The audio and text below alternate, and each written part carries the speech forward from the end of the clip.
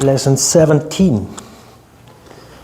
Anahata Chakra. Anahata, the incessantly beating center,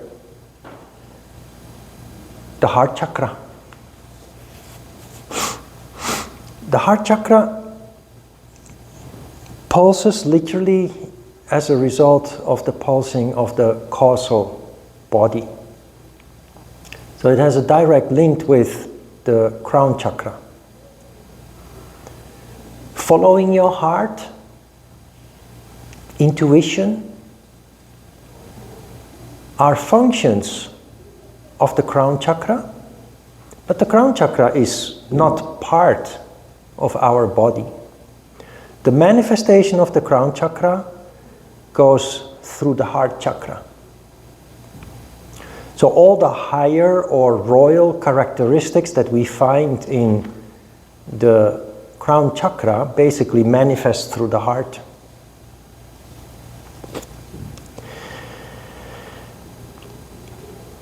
The heart chakra, or the activation or opening up of the heart chakra, is one of the big goals in yoga.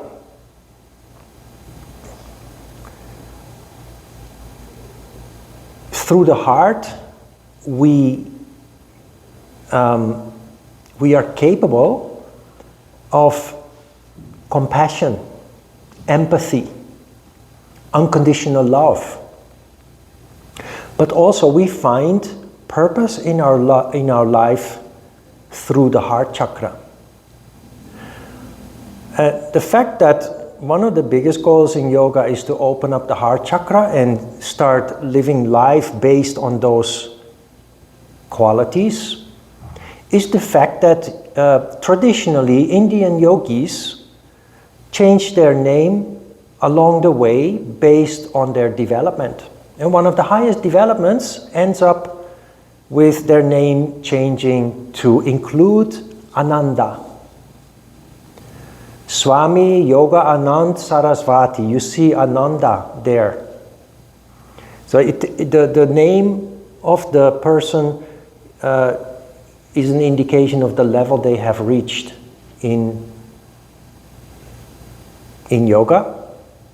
And when you look up, when you research a little bit about ancient traditional yogis, authors of books that have really mattered, you often find Ananda in their name,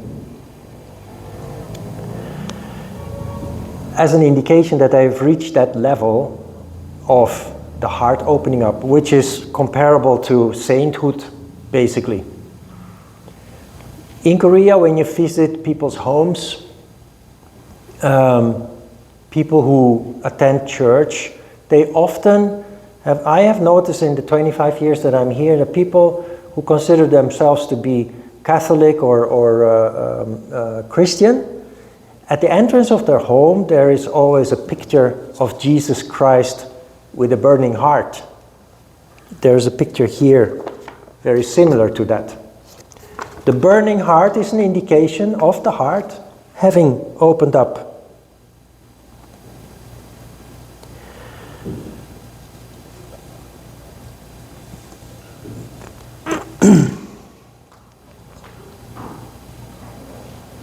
There they are. Sorry, Mom. Hi. Sorry. That's okay. I wasn't sure because it's Easter. I wasn't sure if you would come because you both have families. No, we would have cancelled. Thank you. Yeah. It's just some bulldog and the palace is getting more bulldog. Yeah.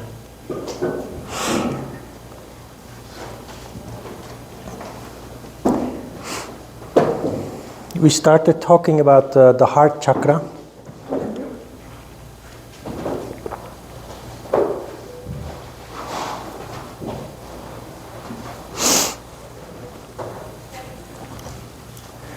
The heart the physical heart keeps beating as long as we have karma, as long as the causal body is the spirit.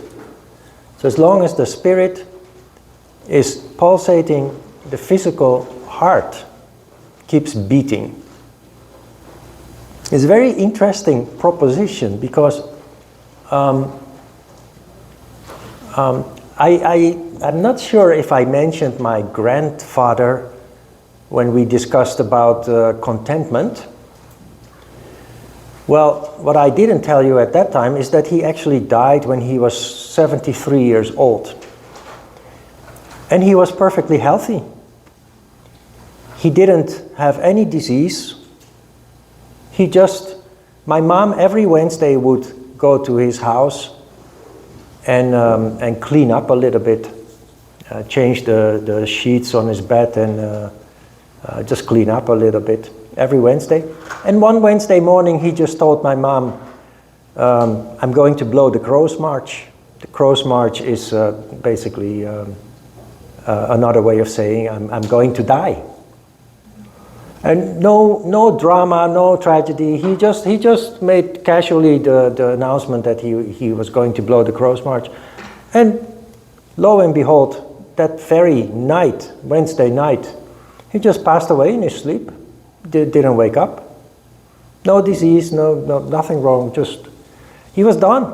He had no desires anymore, no ambitions anymore. His karana sharira, his causal body just there was no life anymore, no vitality anymore, and he was done. It's a unique situation, but I think you have a little bit a picture of my grandfather when I explained about his attitude during our conversation about contentment. There's also an example that I mentioned before of Sir Richard Attenborough, a man well into his 90s, who is still full of vitality. He makes all these wonderful documentaries about nature for the BBC. Sir Richard Attenborough. When I heard that he was actually in his 90s, I was kind of taken aback. I was really surprised, not shocked, but really surprised, because that man still vibrates, radiates so much life, so much energy. That is because he's passionate. And it's the passion, the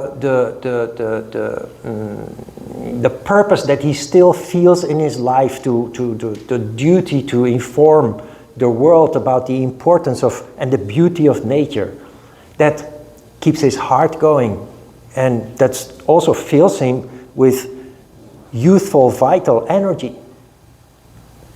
So the heart is really important. And one of our goals is to more and more learn to follow our heart in this life. When we talked about which subject was that? Remember when I put the graph on the board titled Purpose, and you had these overlapping circles? It's about purpose. Purpose is something that you find in the heart. And following your heart is subjective. It's really not a science that you can explain in concrete terms. It's a feeling. And the beginning of following your heart comes with trial and error. Following your heart means that you follow your feeling, which is something that we are told not to do, mostly, in our upbringing and in our education. Because that, according to our educators, means that we become emotionally unstable. We know better, because this involves huge amounts of energy, and you can see very easily that people who are doing things in their lives that they have not chosen to do or that they hate to do, they're very dark. There is no sparkle, there is no spirit alive in those people. And if you look around, especially during rush hour when everybody goes to work, you can see that the majority of the people, in fact, are like that. When you feel resistance with something, you have to investigate. And you have to ask yourself, should I really engage with this? Should I really follow up on this? But it is the things that make you enthusiastic, that fill you with happiness, that cause a great attraction in you, a great emotional movement in you, those deserve attention, because it's very, very likely that it's related to your heart's content. It is how I got my dogs. Remember, in 2018, in the summer, my previous dog died, and I vowed never to have dogs anymore. And yet 6 months later, there he shows up in the park, and the feeling was so strong, and I know how it works. I had no hesitation at all. Like all the other people in the park, they only verbally showed concern, but nobody actually really did anything. It took me 3 months to catch him with a trap, with a cage, and I brought him home. And a couple of months later, when he had settled down, I followed my heart again. I found out that he had a sister who was very unhappy because they were torn apart basically when they were already too old to be torn apart. And I took her in too. I followed my heart, and it changed my life. That is what following your heart does. I have a duty, a responsibility. 3 times a day they have to go out. I have to prepare their food. And many people will say, why the hell would you do that? That is such a huge burden. That's true, but it is a positive burden. It keeps me grounded. It keeps me motivated. It gives me a reason to wake up in the morning. Something that I started missing after my previous dog died. So mentally, I thought how nice it would be to be free from that responsibility, because it limits you in so many ways, especially in terms of travel and meeting people. But my heart just pulled me in that direction, and it has just enriched me in so many ways. But following my heart also brought me to Korea. 27 years ago. I had followed my heart that told me to pursue a traditional martial arts, which is closely linked to yoga. It has a spiritual component. I was not interested in kickboxing or any other hardcore fight sport, but I was interested in either Tai Chi or Aikido, Hapkido. It became Hapkido, and Hapkido is Korean. And so at that time, the world was a little bit different without the internet. Asians didn't know so much about Europe. Europeans didn't know much about Asia. People had heard of Korea because of the Korean War, but nobody really knew exactly where it was and what the culture is like. Everything has changed. We have K-pop. You can buy kimchi in downtown Amsterdam and what have you. But at that time, it was a mystery. So you go to the library, you find some books about Korean culture, Korean history, Korean food. There was one. There were at that time 2 obscure restaurants where you could have authentic Korean food. You become interested. And you become intrigued. And my heart, I followed my heart, and 9 years later, I packed a bag and I left behind my life in Amsterdam and came to Korea. I followed my heart. Many people think that it's foolish, that it's a whim, that it's impulsive.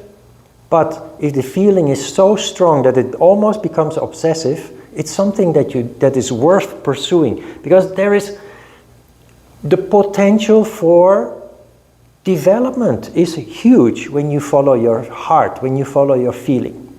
And that is why this is essential, because yoga is all about evolution, growth, development. People who follow their head, who are busy with their fears, emotions and desires, they do not evolve, or their evolution is very marginal. Their personal growth and development is very marginal.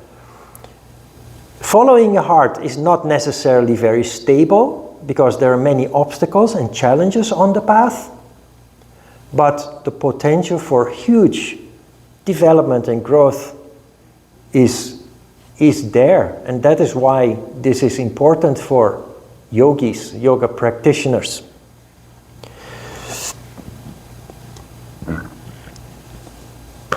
The heart has a secondary chakra I mentioned before, Kalpataru chakra, which enables us to manifest, to realize wishes. Wishes, like following your heart, is very much related. The two are very much linked with each other. Fulfilling wishes for many people is either impossible, non-existent, or, you have these TV shows where somebody's wish is fulfilled by third parties, by outside people who think that you need something and you are in need, and it is being made possible by other people. But truly fulfilling your wishes, that is carrying something in your heart. We talked a little bit about this when we talked about non-desire, the fourth yama, where the opposite of wishing is wanting. For many people there is this distinction between wishing and wanting is very vague or non-existent, because they appear to be the same, but they are the opposite. When you want something, there is no process. There is no step-by-step approach. When you want something, it's direct, and it causes tension. It causes us to violate the yamas that come before it: non-violence, non-lying, and non-stealing. When you have a wish in your heart, that means that you're already functioning on a spiritual level. You have become too sensitive to achieve your goals in life by violating the yamas, by achieving your goals through lies and deceit and violence. That means that you go to work. You have hope in your heart. You carry your wish with you in your heart. And on a deeper level of consciousness, you know that that wish cannot be fulfilled instantly, simply because you are not ready for the fulfillment of that wish. You need to go through a certain process in which you get ready to receive that wish. A very simple and crude example is you might wish to be rich. Well, if you would be rich tomorrow, suddenly, it's very likely that you lose your money very quickly. Statistics show that 75% of all NFL players, which is American Football League, NFL players receive huge salaries, millions of dollars per year, sometimes tens of millions of dollars per year. There's an article from the New York Times. 75% of NFL players after retirement go bankrupt. Another thing that you regularly see in the news is people who win the lottery. Many people who win the lottery, they first end up in a very dark hole, and they eventually end up broke, losing the millions of dollars or euros that they have won with the lottery. And when interviewed, they often indicate that they wish they had never won the lottery because they lost their friends. It caused conflict in the family, or breakup in the family, breakup of marriages. And in the end, when all the money is gone, they're happy that finally peace returns, stability returns in their lives. Not everybody goes that direction, of course, but it's just an indication of how important it is that when you have a big wish in your heart, that you go through a process in which you gradually prepare for the day that that wish is fulfilled. That's why it took me 9 years to come to Korea, while my Hapkido buddies did it within a year. They returned, I'm still here 26 years later.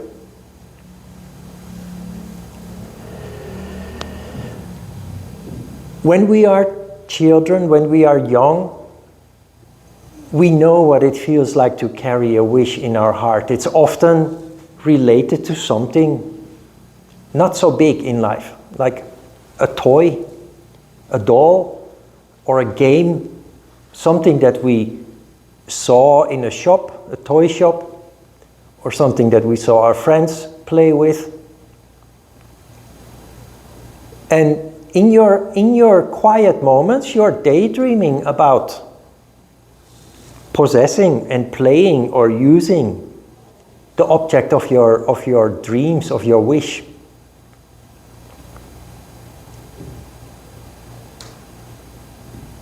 If you really, truly wish for something and you keep faith, it will sooner or later manifest.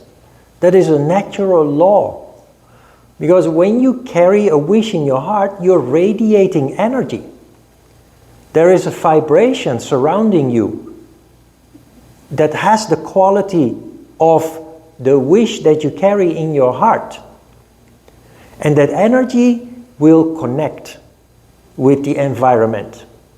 It's like putting the pieces of a puzzle together. Small things and bigger things will start to happen that most people say, oh, what a coincidence. How nice this is related to what I am dreaming about. What a coincidence. No coincidence. It is happening because you are vibrating that radiation, radiating that vibration, sorry. And that is what attracts from the environment things that are related to your dream, to your wish. But that is a slow, gradual process. In the universe, nothing can be achieved in an instant. It always leads to mayhem. It's a slow, gradual process. You build, like building a castle, brick by brick. Hope, patience are all spiritual qualities. People who do not function in the crown chakra, they don't have hope. They only believe in things that are concrete, that they can have in their hands, just like that. They have no patience because they can't see deep inside their consciousness the gradual process that underlies this process they go through to get where they want to be.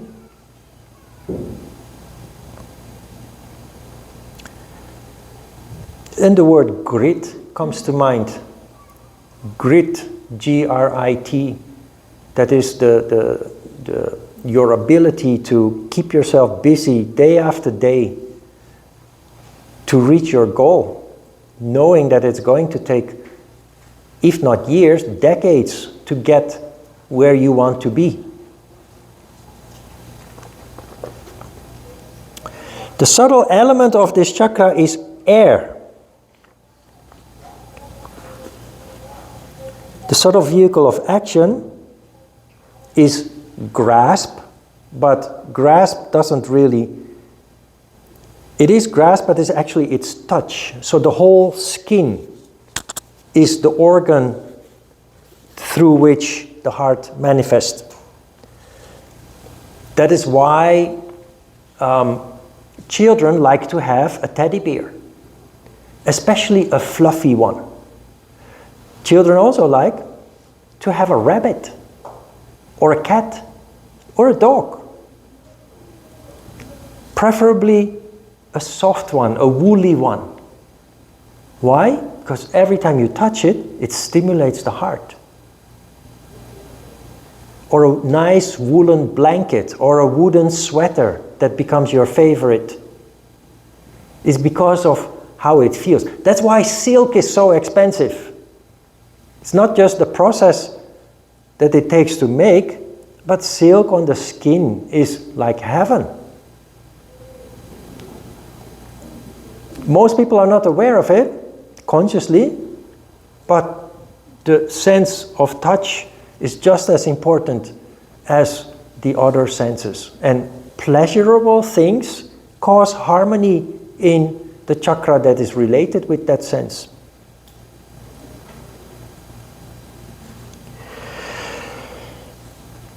The subtle energy is Udana Prana. We had Apana Prana in Muladhara Chakra. We had Samana Prana in Svadhisthana Chakra.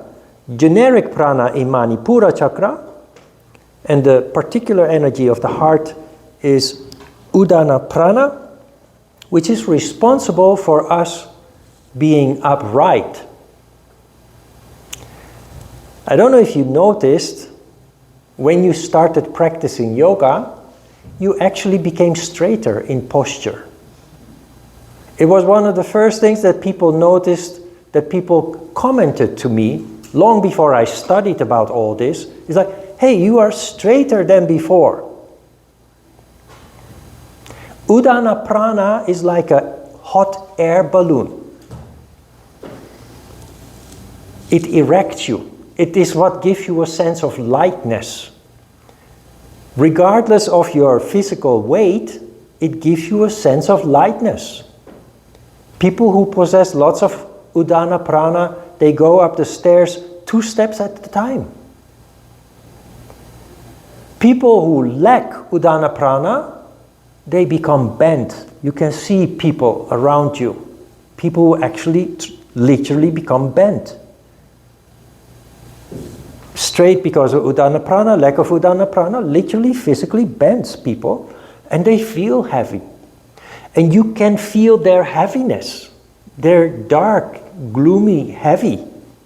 And movement, instead of going 2 steps at a time, flying up the stairs, they drag themselves forward physically. Udana Prana, responsible for that. The color associated with Anahata Chakra is green, the color green. And there is a mantra that is Yam. The functions of this center are, among others, the higher desires like love, hate, sympathy, empathy, also vocation. I mentioned before, finding purpose in life leads to often discovering our vocation. And also falling in love. When you fall, people who fall in love, they change. They for an outsider, looking at people falling in love, we think they are starting to act funny or just temporarily insane or something. There is a chemistry. There is. If you truly fall in love, the heart just opens up, not because of yoga, but because of outside influence. Breaking your heart does the opposite, but it is literally breaking your heart when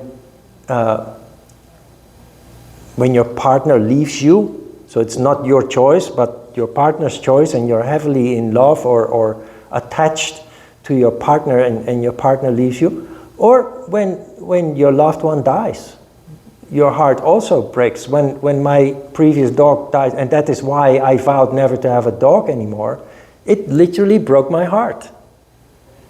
After she died, I did what I had to do. I went to the funeral place and had her cremated. And on the way back, I just had this pain in my chest. That was really bad. And because dogs don't live long, you know that if you're going to have another dog, you're going to have to go through that process again. Well, the universe didn't agree and gave me 2.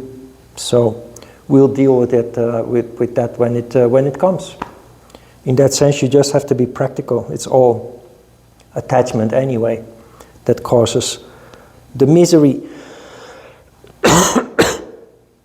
There is the mention of bhakti yoga. Maybe you remember at the workshop I asked the question, how many yogas are there?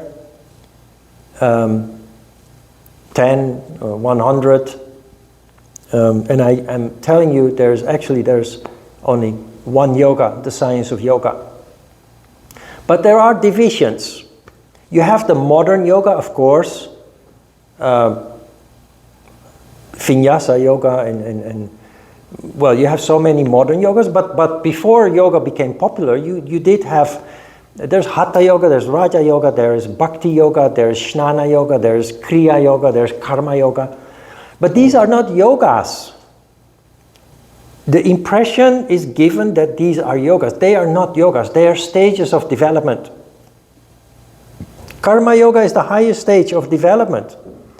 There you have reached the level of consciousness where you are aware of your past and the karma of your past, but also you are able to prevent making karma in the future. That is the level of karma yoga. So it's not a practice. You cannot go to a yoga class that says, learn karma yoga from us. It doesn't work like that. And there are teachers who do that anyway, but it's not possible. Kundalini yoga. There are classes of Kundalini yoga. Every yoga, if it is done correct, is Kundalini yoga. Because yoga practice, when done correctly, leads to the phenomenon where energy rises up.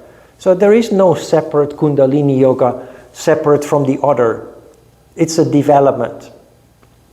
Bhakti yoga, and that is why I'm telling you this, is the yoga, is the level of development where your heart becomes active and you feel a sense of duty. You start to care. You start to care about your loved ones in a way that you were not capable of before. Because you develop empathy and compassion. You start to care about nature. You start to care about welfare of animals. So, I lost my thread. Happens sometimes. But that was bhakti. Yeah, bhakti yoga. Bhakti yoga is also, and this is important, bhakti yoga is abused to make students do work for free in the studio. Even the International Yoga Federation, of which I'm the secretary, told me to do something for them, and they call it seva. Seva is the same as bhakti, servitude, which means they ask you to do something for free, which is fine, but the fact that you put it under the banner of yoga practice, that is impure. That is violating the first niyama of purity. You can ask me to do something for free, fine, but if you do that under the banner of if you do something for me, then it will benefit you in terms of your spiritual development, because that's how they present it. That's a lie. That is impure. That's manipulation.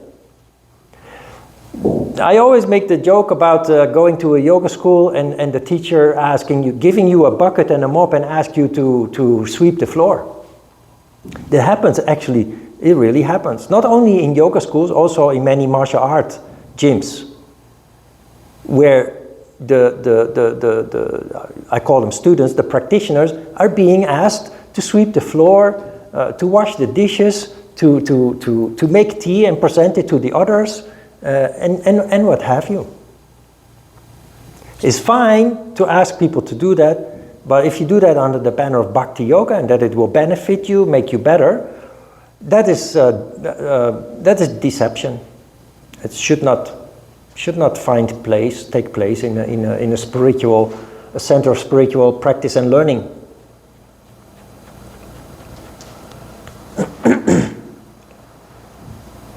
But what does work is volunteering.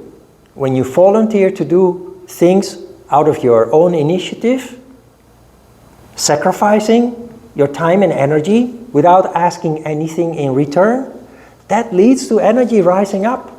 That is truly spiritual. That is where the Mother Teresa phenomenon or syndrome comes from.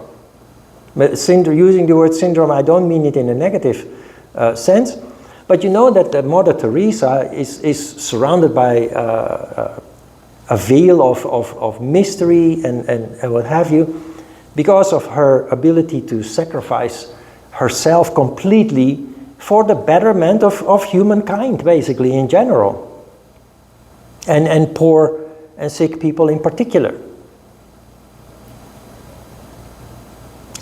That is bhakti, servitude, but it is something that happens very natural. Most people who start practicing yoga naturally develop a concern for nature, develop a concern for food, and particularly food safety. Many people who start practicing yoga sooner or later start exploring organic foodstuffs, because you become conscious of an aspect of life you were not really aware of before, and that is that everything is connected, and that nature is an important aspect of life, and organic foods are produced in a more responsible way than the large-scale farming is done with lots of chemicals and what have you, and often destroying nature in the process.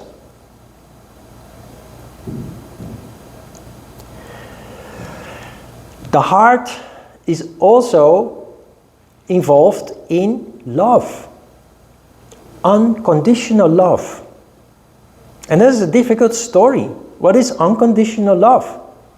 Most people can explain what unconditional love is, but while being able to explain it, find it very hard to put into practice. Unconditional love, you know the concept of a muse? A muse? A muse is a person, artists often have a muse. That is a person who unconditionally loves them, regardless of their drug and alcohol addictions, regardless of their promiscuous behavior. They're always there for them. They never criticize them. They let them be, and they're like a rock in the surf, like a rock in the sea. That is a form of unconditional love. Unconditional love means that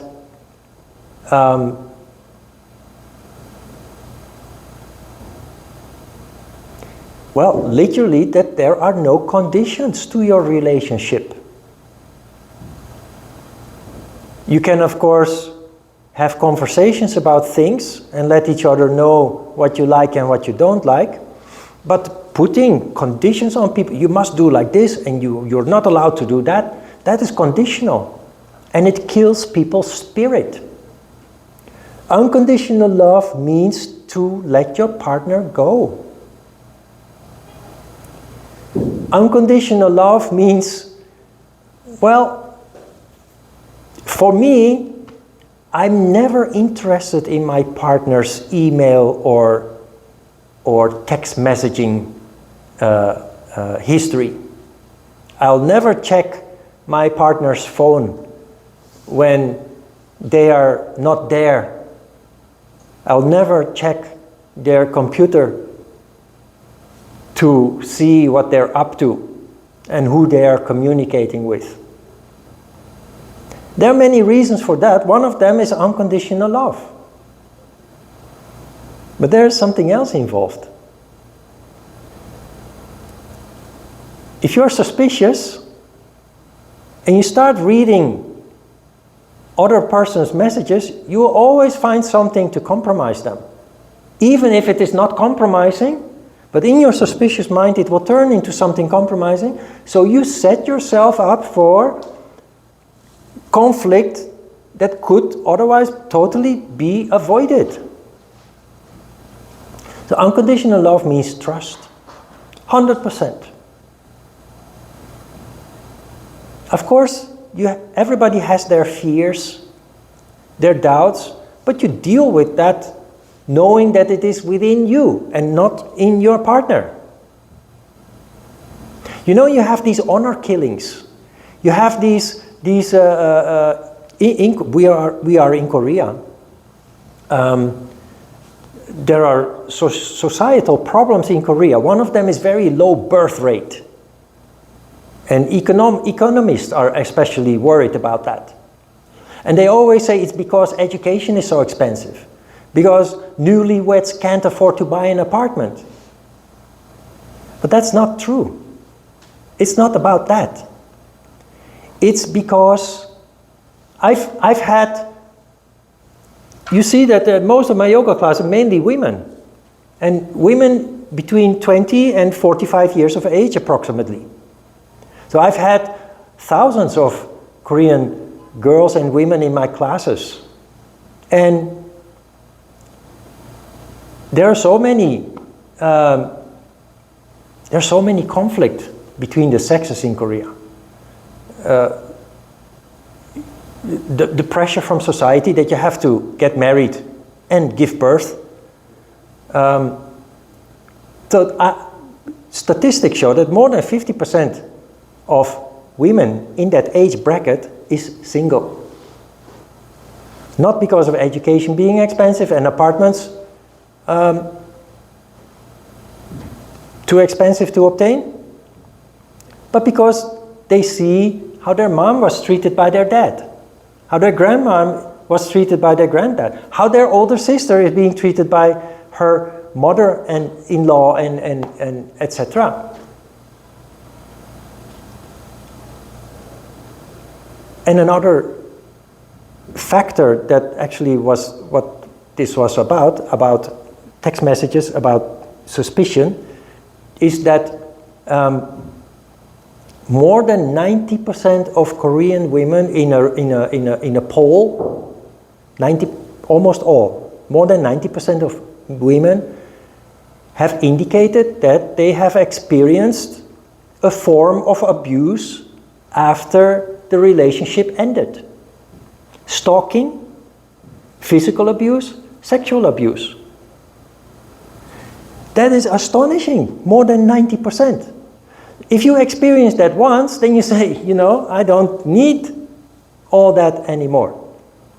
What is it about? It's about suspicion. It's about not being able to deal with loss. That's not love, that's attachment. That's possessive behavior. You can never ever be happy in a relationship like that. We're talking about unconditional love. It blocks your energy, but for me as a man to behave like that, I'm not only destroying my own spirit, I'm destroying the spirit of the person I think I love or I claim to love. You understand unconditional love? Unconditional love means to understand your partner's needs and to give in to them. If my partner says tomorrow, I need to go to Australia, then my heart sinks into my stomach and I say, oh no, I cannot live without you. No, that is attachment.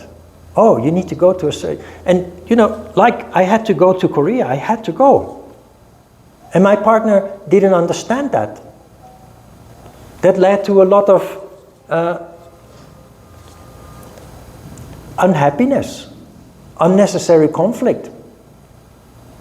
If your partner tomorrow says, I really need to pursue this, it's something I've been thinking about so long, it's almost an obsession. And actually, I think if I don't pursue it now, I'm going to regret it for the rest of my life. Instead of opposing it, go to the travel agency with your partner or on the internet and book a ticket for your partner so that they can finally fulfill that need. That is what unconditional love means. Unconditional love means to do what's good for your partner, not necessarily for you.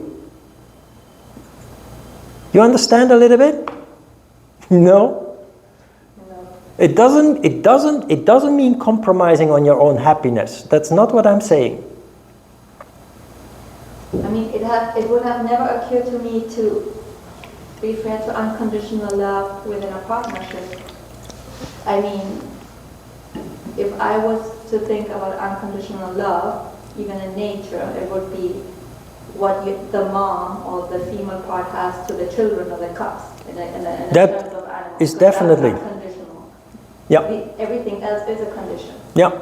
And my relationship with my dogs is also unconditional. But that's one thing. So something that like lives through you or because of you, that would be unconditional. The other one always has a condition. The partnership always has a condition. But that's what I'm trying to explain here, that the relationship would be so much better if there wasn't. Look, there are certain expectations because you live together, there are duties and responsibilities. Fine. I have a partner, I'm capable of unconditional love, I let her go. I let her do whatever she wants to do. And then she comes back.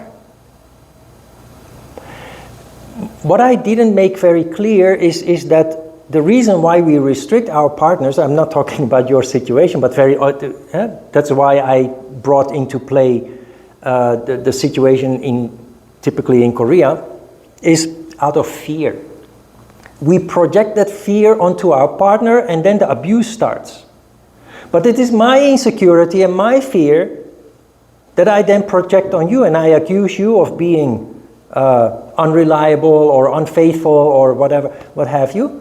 But if you're honest, and a yogi, of course, has the capacity of self-reflection, you know that it is something within you. And that should make you pause and stop you from projecting that upon your partner.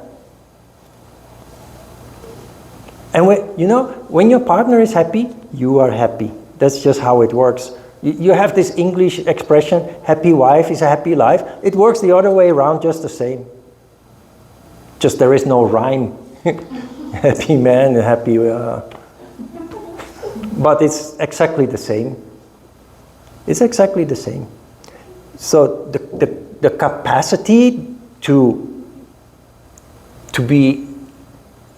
practice unconditional love reflects back on you in terms of happiness, health and well-being.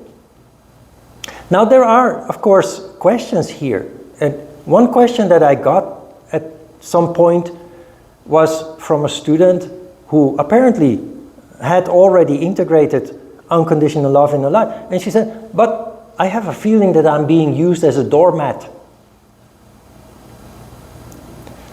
Meaning, she had friends who just abuse her goodness, her warm-hearted friendliness.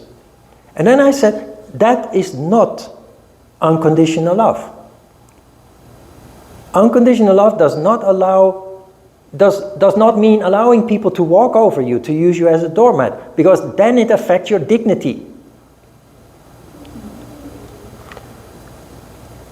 Unconditional love is only possible with a person who is capable of receiving that in a responsible way.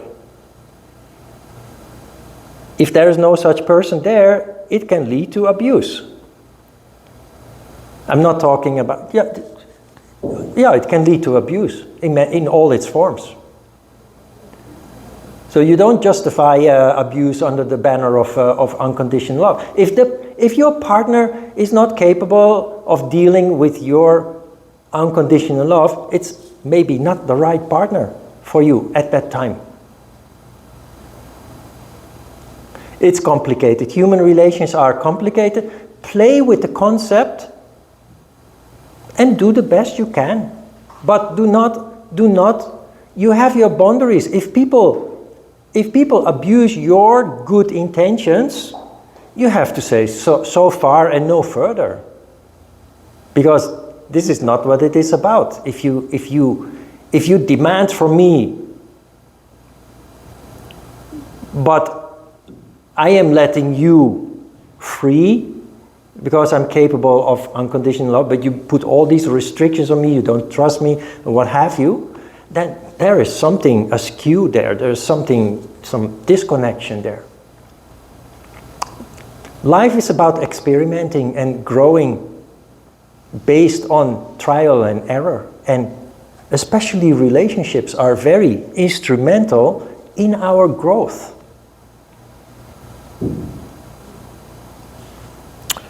Okay.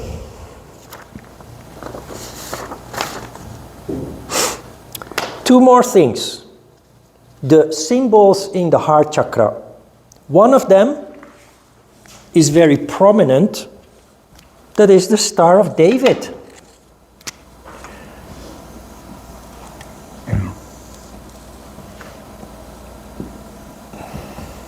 The Star of David, remember in the beginning of the course and also at the introduction workshop, I made the yin and yang model on the board, and I immediately said, it's a nice decoration, but it's not yoga, it's actually Chinese. This is the yoga symbol for harmony, like yin yang is a symbol for harmony. The heart opens up when Shiva and Shakti come together at the level of the heart. Most people are not sattvic enough for the two to come together in the heart, and therefore the heart doesn't open up.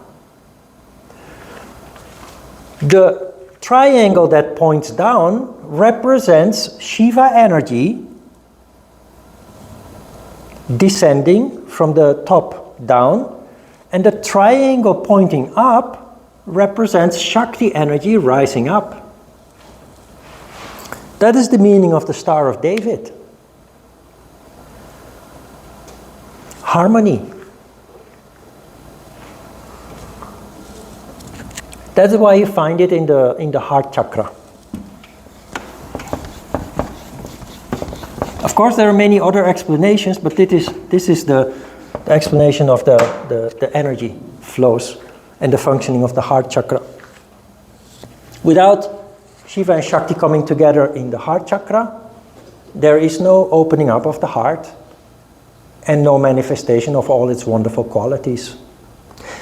The other symbol that you find there is the deer. The illustration of a deer. A deer is a super sensitive, alert animal. Big eyes on the side of the head, so they have almost all-around view. And if they hear the slightest breaking of a twig somewhere deep inside the forest, they immediately awake, alert, and they will flee the danger. The alertness of the deer is here, symbol in the heart chakra, because yoga practice leads to awakening of consciousness and then increasing expansion of consciousness. It leads to hypersensitivity.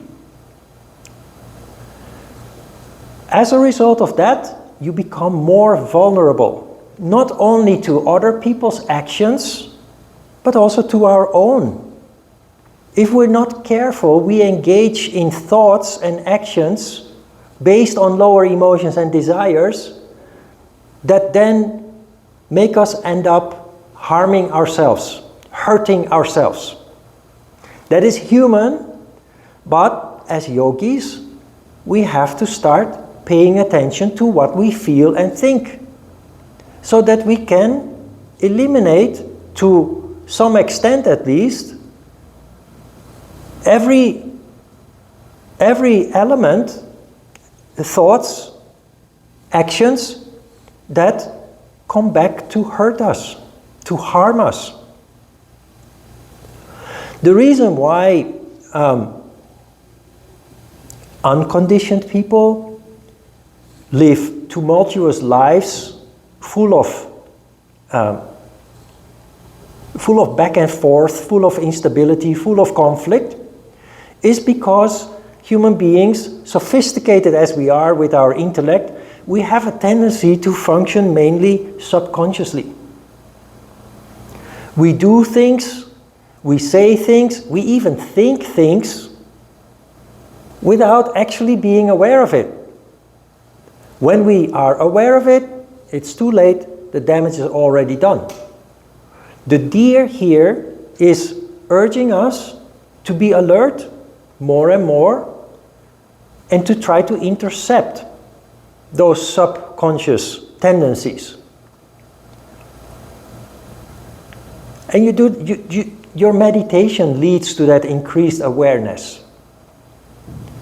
And the process of trial and error further down the road, every time when you find yourself in misery, you will remind yourself of the fact that you need to pay attention more next time around.